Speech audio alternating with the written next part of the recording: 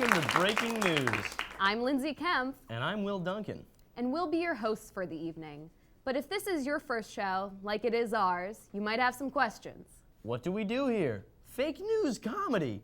Why are you watching us here? Because you want to laugh and maybe, just maybe, learn. How do we know what news is going to happen? We don't. We talk about what already happened. We don't get what you're not getting about this. Have we seen your son? Well, we sure can't look now. We've got news to do. He'll turn up. Is hosting this show the peak of my career? Maybe. Who's my favorite president? Nope, it's a dumb question. Skipping it.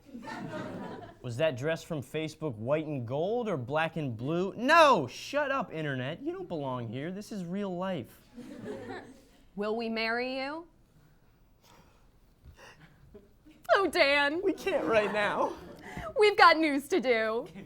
But we'll always love you. Just not quite as much as we love the news!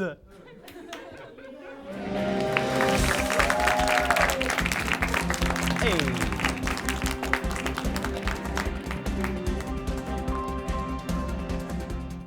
We have some very good news for very good boys this evening. The Pope declared that dogs can go to heaven, finally giving an answer to the age-old question, just how much does God hate gay people?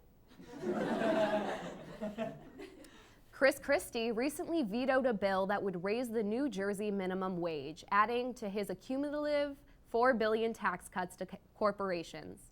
When we reached out for comment, we got his secretary, who said, well, what the fuck am I supposed to do? And then she said, I'm hungry. And then she said, what the fuck am I supposed to do?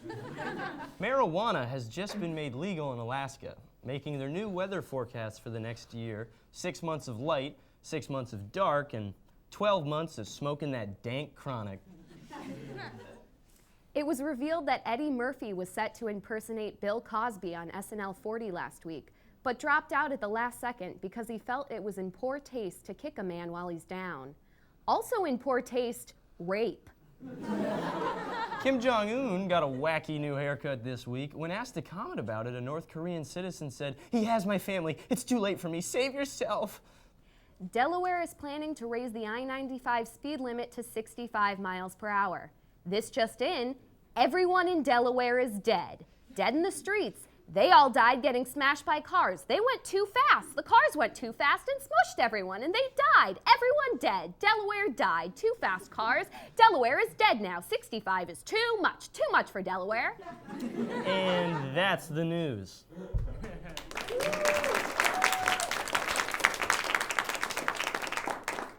Next up, we've got a story that'll knock your socks off. Basically, the Bush family got rich off Nazi gold. Seriously. The year was 1940-ish. Prescott Bush, grandfather to the current generation of walking shrubmen, smuggled gold for Hitler. Hitler, like the bad one. Now, as we all sort of know, Jeb Bush could be up for the Republican spot in the 2016 presidential election. The country needs more Bush. Especially if they're hoarding Nazi gold. Here to comment, Jeb Bush's campaign manager, Niles Mickley. How do you do? So, how's the campaign going, Miles? Well, Jeb is just such a great guy. It's been a real pleasure to manipulate. I mean to help him rise to the challenges of the campaign trail. Okay, can you tell us a little bit more about this Nazi gold? What? I don't. No, Jeb's grandfather is long dead. His gold has nothing to do with Jeb's rise to supreme overlord. Jeb's quest for bipartisan negotiation. Are you saying Grandpa Bush did smuggle the gold? If he did, it wouldn't have any connection with Jeb's new posters that are printed on sheets of pure platinum. Wait, the gold. Niles, who is funding the campaign? Jeb is accepting donations from his brother's very successful painting franchise. Oh, come on. What do you think Hillary's using to fund her campaign?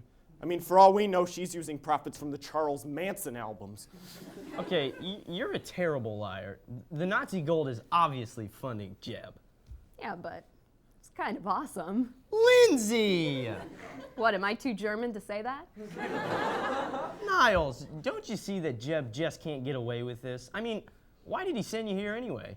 Jeb was occupied? Where's Jeb? Elsewhere, at jury duty, at the bottom of the Gulf of Mexico. Niles! The Bush dynasty is dead. I did America a favor. Well, He couldn't handle the power. He wasn't worthy of it. I studied him and found nothing but weakness. you're sounding a lot like a Sith Lord right now. Lindsay, that's nonsensical. Oh, good. I am simply an all-powerful Nazi gold sorcerer. Oh. Grandpa Bush got evil powers from the gold, then his son stole the gold and took the power for himself. It's a magic gold Nazi Bush conspiracy. So, Jeb stole the gold from his brother, who stole it from his father, who stole it from his father. Yes, Will, keep up. Oh. Niles, are you a part of all this? Well, I guess you could say I've been there from the beginning. Some might call me a genie. Others might say Nazi treasure guardian. You know. So you're evil. No, not evil, just an all-powerful force who's tired of standing behind Floridian Nimrods. What are you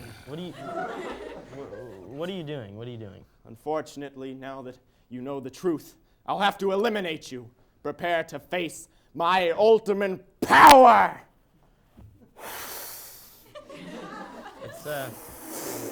That's really nice. Yeah. Something was supposed to happen. Are you sure that gold was magical? I mean, I thought it was. Oh, cheer up, Niles. It's not so bad. I mean, you could still take Jeb's place in the campaign and probably lose against Hillary. You should probably go now. Niles Mickley, everybody.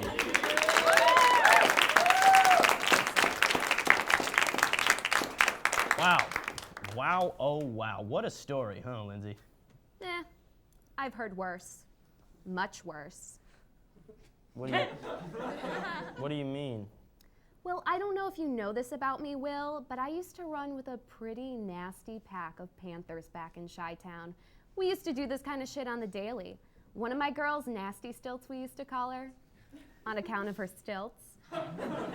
Well, she went to the pound 6 or 7 times for that exact kind of stuff. It's the same old Slizzo, Will.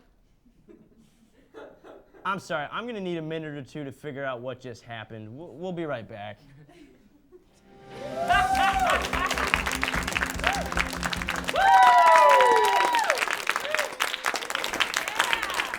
Welcome back. Let's get back into the news. Hey, Will, did you hear about that thing? What thing? Thing about the girl. Yeah, the girl with the hat? No, not her. Oh, what girl?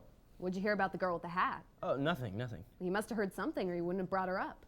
No, I didn't hear anything. I just assumed that was the girl you were talking about. No, I was talking about the other girl. Oh, her? You should have just said you were talking about that girl. I did. Well, what did you hear about her? You know what? Now that we're talking about it, I can't remember. You heard it here first, folks. That girl, not to be confused with the girl with the hat, did something, but as of the time of the taping of this show, we just can't seem to remember what that is. And now, back to the show. Up next, we have what we're being told to say is a very special treat. Our very own producer, Brad, has finally been allowed to air his studio safety segment. Wait, why would you teach a studio safety to a crew that already knows it and an audience who doesn't need it? Is a question you might ask. We sure did. But then they said, we're doing it. And we still said no. But they changed the teleprompter and we're just reading it now and we're mad. But anyway, please enjoy this safety thing. So this is the studio. This is the lift. It's pretty safe, but remember to wear your hard hat because a thick skull isn't thick enough. It's not enough. Now. Oh my God! Someone call an ambulance! Stop! Stop! Hey, No. Well, tell the Prime Minister I don't like macaroni. So if he wants to do brunch, it better be on his helipad. Yeah, you can tell that to NBC. Get lost, beef slaw. I've got a dying man to shit some life back into.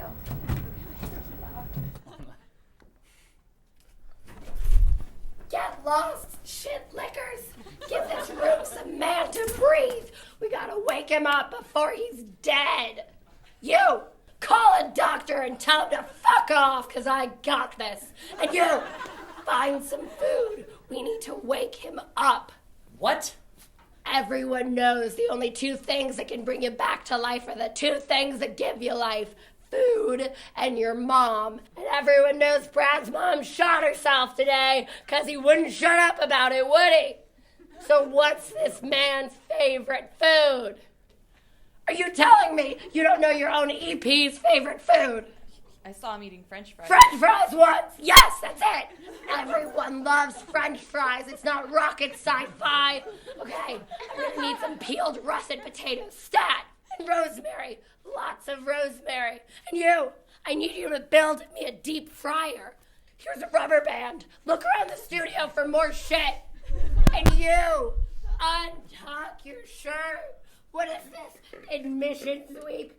Try it out for your big reach school. Gonna wail on the sax for the big cats at Juilliard. You know, if you want French fries, there's a Wendy's down the street. Oh my God, that's beautiful. I didn't think you guys had it in you. But this... That's the lift. And we're waiting on an ambulance right now, so we're not going to follow any of your orders. Well, kiss your dental insurance. Sayonara. You won the sweepstakes. You mailed in all those pictures of bridges. Come with me. Get his back haunches. We're gonna find this man some help. Hey, stop! Call the cops. Call the ambulance again. They're on the move. We haven't seen a hospital in miles, and the last good fry was shit out in the 80s. Stop dabbing, Giuseppe! Stop it! Get him out of this cage of life and society.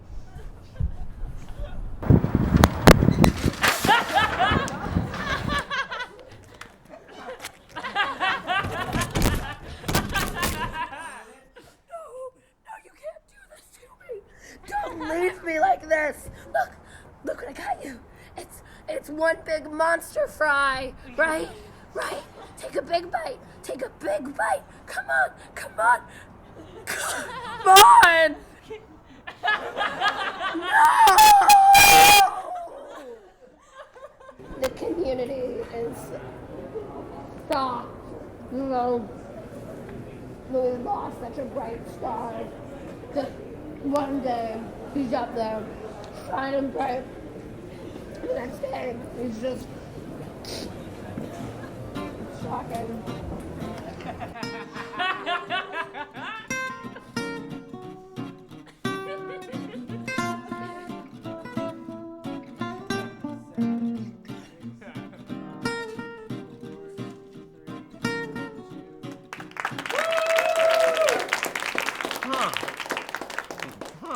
Weird.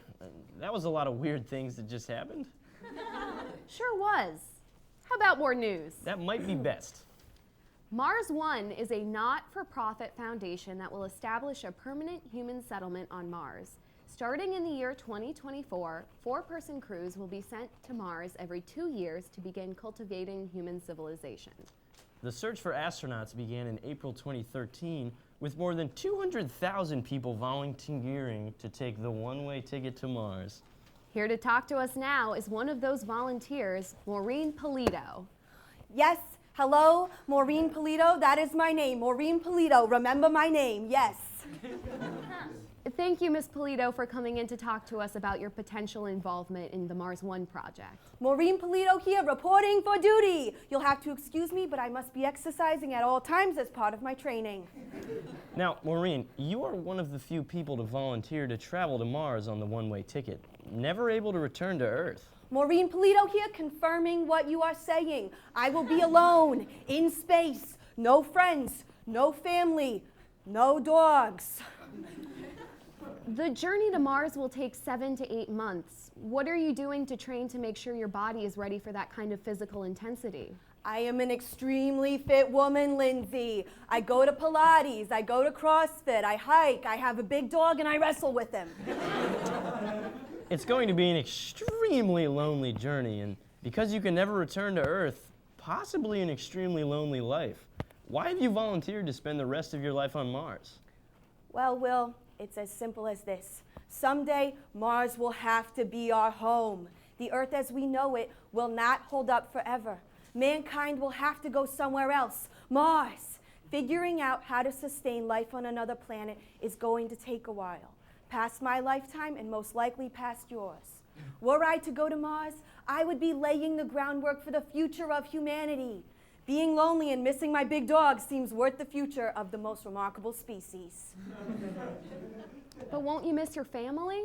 Lindsay, my kids are brats. They deserve to lose their mother to space. And my husband, he's a cheating bastard. That's right, Daniel, I know. If it was not financial and social suicide, I would fucking divorce him.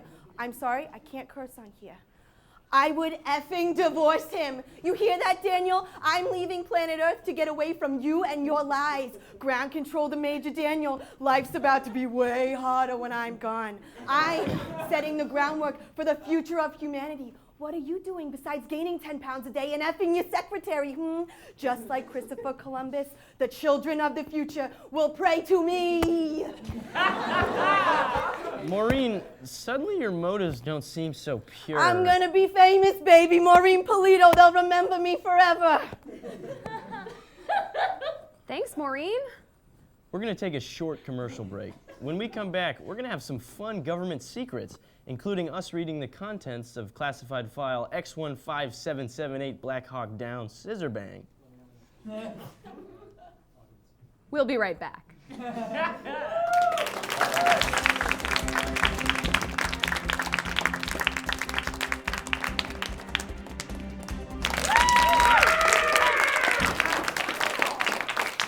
Welcome back.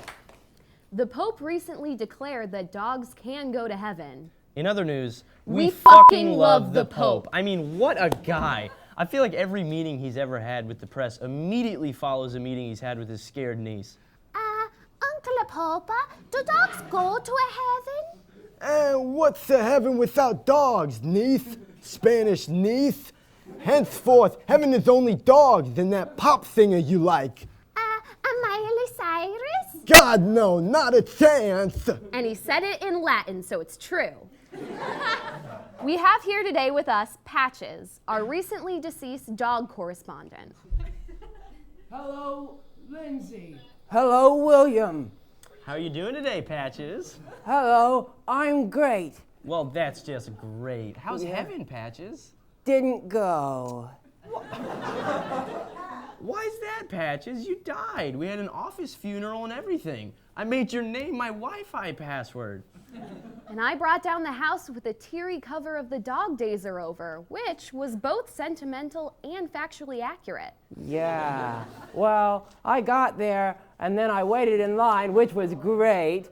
And then I met with an angel, which was great. And then he told me that he had some news and that I should sit down. And then I said, fine, because I'm a dog and all news is good news and I love to hear good news when I sit down. And then he said, actually, it's bad news. And then I said, what's bad news? And he said, most news. And then I licked his hand because he looked very upset, at which point he sent me to hell. But then I was upset. But then I realized that I learned what bad news was, which was great. But, Patches, why would you go to hell? You seem like such a good boy. Oh, he knows what he did. Yeah, I know what I did. Whoa, Lindsay, Patches, what are you guys talking about? Oh. I'm talking about how if Someone takes it upon themselves to eat my only pair of dress shoes the day before I embark on my new career in fake news for fake TV. I may take it upon myself to serve them chocolate souffle for dessert. Lindsay, that's horrible. Will, that's none of your business. How I treat Patches is my decision both as a proud dog mother and a murderer. Patches was just learning how to play fetch without humping his toy. That was never gonna happen. Yeah, but now we can play dead. Patches, play dead. Literally the best boy. You're a monster. Patches has to endure the most horrible fate imaginable for all eternity. No, it's great. Yeah. Wait, what? Yeah, it's great. The other day, I met Satan, which was great, and then he said, hey, dog, what are you doing down here? And then I said, hey, dog, what are you doing in my new room, which was great. And then he laughed, and then I laughed, and then we sat and talked for hours about how impossibly cruel God must be to damn a creature that he gave life, which was great. So, you and Satan, you're like friends now? Yeah, he's great. It's funny because you always used to say that people would say that, you know, man is dog's best friend, but we would laugh because you would say woman is dog's best friend. But it turns out you couldn't be more wrong, Satan is. That's, it's just fine, Patches. I'm glad to see you're doing so well. I'm doing You're doing great, I know! Yes. Well, I'll see you later. I told Satan I would meet him by the throne he has waiting for Prescott Bush. Goodbye, Will. Goodbye, whatever your name is. Fine. Goodbye, Patches. Up next, we're going to talk about vaccines, and not just because it's an issue close to my free-spirited cousin Patchouli Flower's heart. Debate has always been surrounding vaccines, but just like Nazi gold, controversy has never stopped us from talking about the big issues. Here it is, mouth to mouth.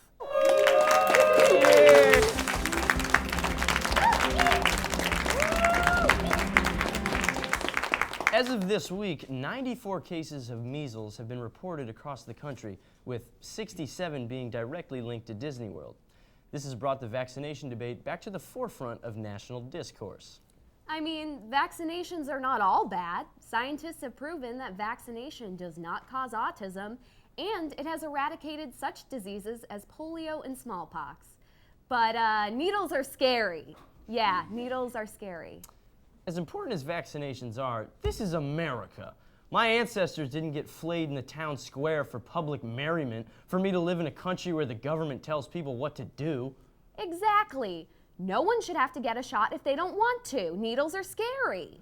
Abraham Lincoln did not die for us to have our medical freedoms oppressed. Yeah, that's not what Lincoln died for. Maybe instead of letting the government tell us that we have to get vaccinated, we should restrict certain privileges for people who are unvaccinated. Yeah, but that's kind of discrimination. No, it's not discrimination, Lindsay. We could have two separate but equal Disney Worlds. One for vaccinated children and one for children whose parents are Jenny McCarthy. Fair? It would be more than fair. We would separate. No, we'd segregate. Oh, yeah, no, that sounds bad. Yeah, but that's not really fair to kids or adults or satirical news anchors who aren't vaccinated. Wouldn't you be afraid of the measles? No, I already got it. Measles or the vaccine? Yes. Wait, are you not vaccinated? Look, Will, I just happen to believe in an America where women can be smart and nearsighted and believe in vaccines and still be really afraid of needles. Needles are scary. You've never had a shot? Not since I was 11 when I was walking on the beach with my best friend Stephanie and she stepped on a needle and then later died of AIDS. Can I say AIDS? You had to get vaccinated to get this job. Oh, I got it waived for religious reasons. I don't think that fear counts as a religious reason. The Catholic faith would disagree. What if you get me sick? I mean, you could have anything. I'm not gonna get you sick. It's fine. Chill out. You don't know that, Lindsay. You could have meningitis, Lindsay. Meningitis kills you in like 1 day. 1 day, Lindsay. We could both be dead tomorrow because you're not vaccinated. You know, I'm changing my stance on vaccination. Everyone needs to be vaccinated. This is about my safety. Yeah, but needles. Well, then I quit. I can't work with someone who isn't vaccinated. Then I quit. I don't want to work with someone who's intolerant of my crippling fear of needles. Well, then I take my quitting back and stay on as host because I need this job to prove to Raquel that she was wrong about me all this time.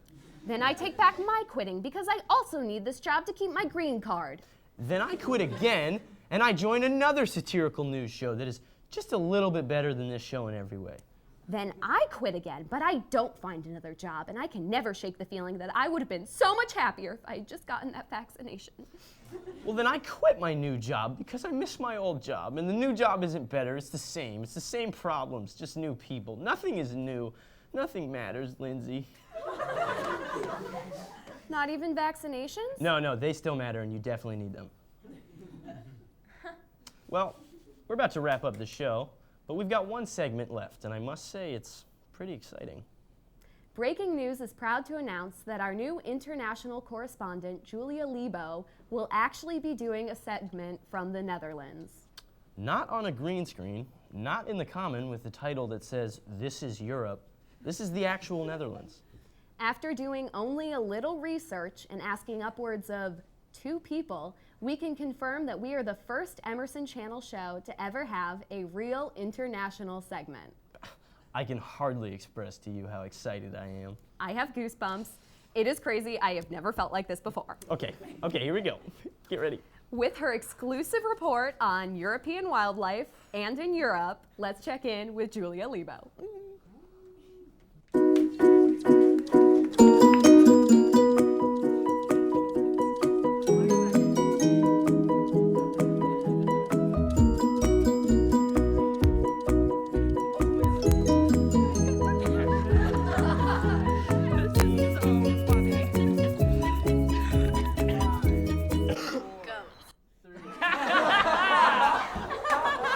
And that's it, yes. That's all there is. That's all she sent us. We get it. She's busy. It's fine. But at least it's real. We're still super pumped. I still have goosebumps. They won't go away. Help. I can't, but I am worried.